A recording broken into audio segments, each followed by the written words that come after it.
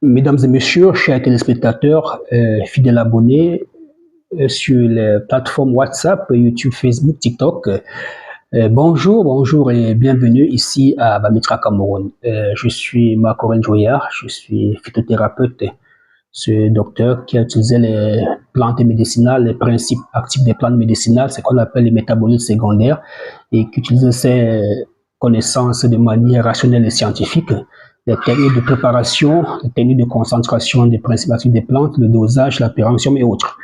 Je suis par ailleurs docteur traditionnel, oui, ce monsieur qui utilise des connaissances traditionnelles qu'on ne peut pas vérifier scientifiquement, mais qui curieusement marche, c'est-à-dire on utilise les remèdes des grands-mères pour venir en aide aux gens. Et je suis aussi diplômé en santé de reproduction. J'ai pris la peine d'aller m'asseoir dans une salle et de prendre des cours de médecine, surtout de gynécologie. Voilà pourquoi je suis un peu à l'aise dans mes explications. Je peux lire et interpréter votre échographie testiculaire, votre échographie pelvienne. Je peux interpréter votre HSG, hysterosalpingographie. Je peux m'aller jusqu'à lire et interpréter un scanner. Alors aujourd'hui, je reviens sur la fécondation in vitro.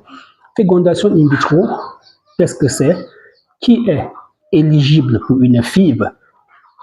Dans un instant, je vous reviens. La fécondation in vitro, c'est une technique en procréation médicalement assistée, PMA, pour permettre aux femmes qui ont des problèmes d'avoir aussi un bébé. Initialement, il s'agit de venir en aide à cette femme qui a les trompes bouchées. Les spermatozoïdes ne peuvent pas passer par les trompes pour aller féconder l'ovule. Alors, qu'est-ce qu'on fait? On prend donc les spermatozoïdes et les ovules, on les met dans un appareil in vitro. S'il y a fécondation, on transfère vers le corps de la femme in vivo. D'accord? Pourquoi? Parce que les trompes sont bouchées. Deuxièmement, on peut avoir cette femme qui n'a plus de follicules de taille acceptable. Parce que les femmes ont toujours des follicules, hein, les futurs ovules, il y en a toujours, mais il y a des tailles qu'on peut booster et au bout du 14e jour, avoir quelque chose qu'on peut enlever pour aller faire une fécondation in vitro. Dans ce cas, lorsque la taille des follicules sont vraiment basses, qu'est-ce qu'on fait?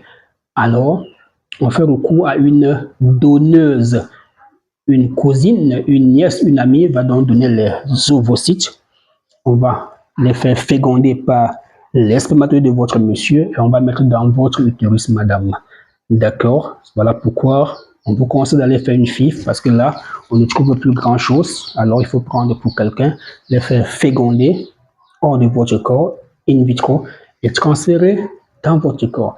Alors, mais malheureusement, on nous fait croire que la fécondation in vitro, c'est pour les femmes âgées qui ne peuvent plus, qui n'arrivent pas à faire d'enfants. Donc, ça veut dire que si vous avez 48 ans, toujours pas d'enfant, si vous allez faire la FIV, vous allez tomber enceinte. Non, c'est une erreur. C'est une erreur.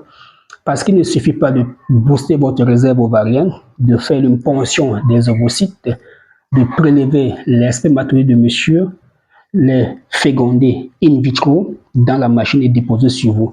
Qui va accueillir cet embryon?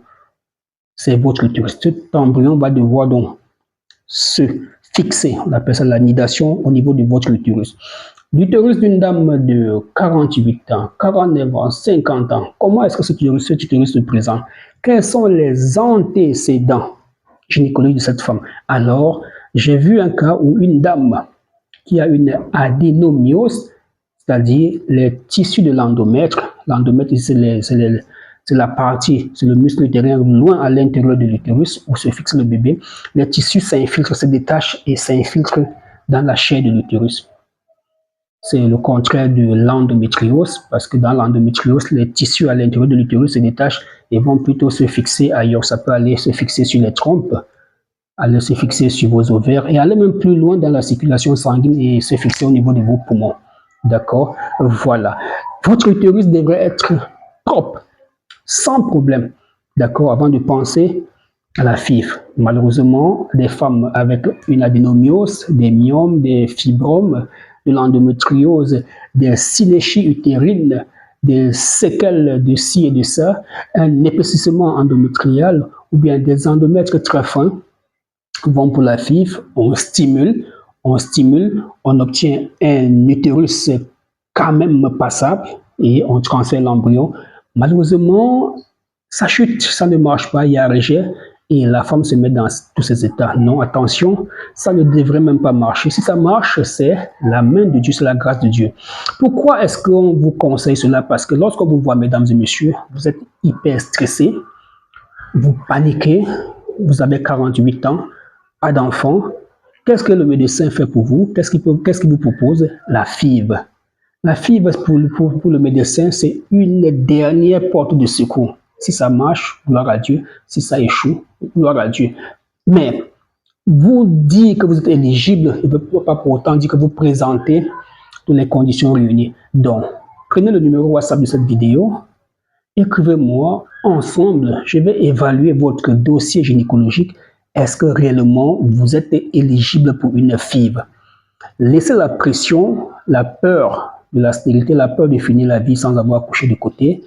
Réfléchissez, posez des actes vraiment bien rationnels, car il ne sert à rien de verser des fortes sommes d'argent et qu'à la fin qu'on vous dise que ça n'a pas marché, il n'y a pas eu nidation. Non, techniquement, vu votre âge, vu l'état de vos hormones, ça devrait toujours échouer. Makoren Joya est mon nom. Prenez le numéro WhatsApp, écrivez-moi et surtout, portez-vous bien, que Dieu se souvienne de vous.